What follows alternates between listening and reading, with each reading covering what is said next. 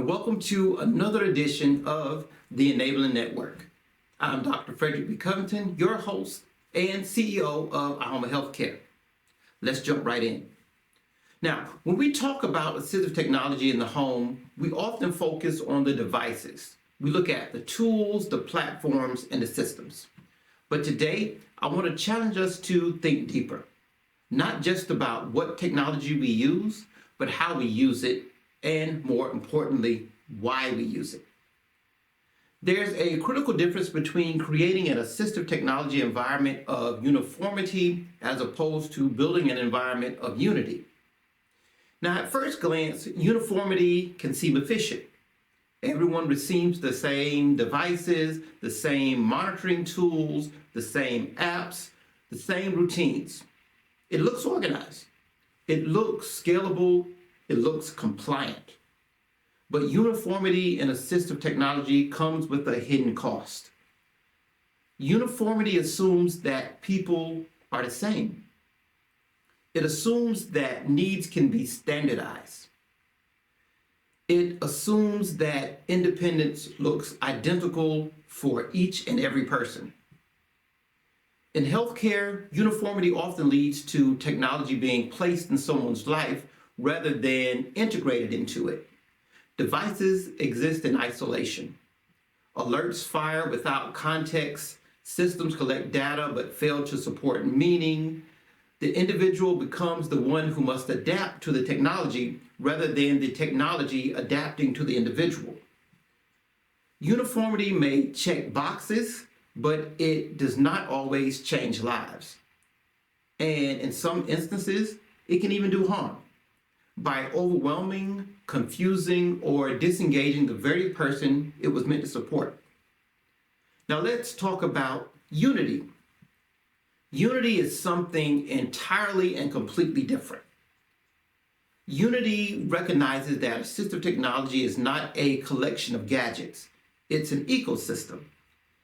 An ecosystem where each component communicates, where tools complement one another, where human support, technology, environment, and routine are aligned around one central focus: the person. In a unified assistive technology environment, a smart sensor is not just a sensor. It's connected to a routine. It informs a caregiver. It supports a goal. It reinforces independence. In unity, remote supports don't replace human care. They enhance it. Technology doesn't monitor for the sake of surveillance. It supports safety, dignity, and choice. Data is not collected to control. It's used to empower. Unity means that a visual schedule works alongside reminders, that environmental controls align with sensory needs, that emergency systems connect seamlessly with trained staff who understand the individual, not just the alert that's going off. Now, most importantly, unity means the person is not surrounded by technology. They're supported by it. Every piece works together, and they work together to reduce anxiety, to increase confidence, to promote autonomy, and to support participation in daily life. This is the difference between technology that exists in a home and technology that belongs in a home. Uniformity asks the question, what do we give everyone?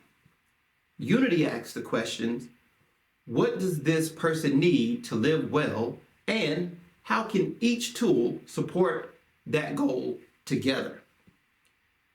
At Ahoma Healthcare and in progressive healthcare models, we must commit to unity over uniformity because people are not standardized, and neither should their supports be.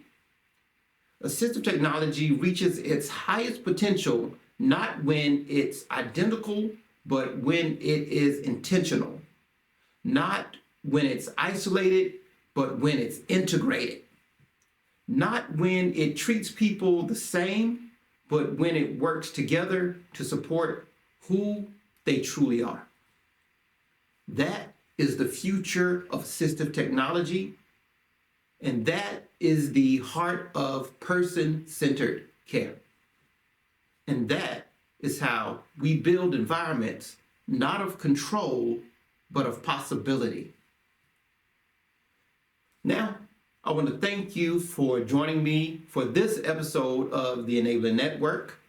I'm Dr. Frederick B. Covington, your host and CEO of iHoma Healthcare.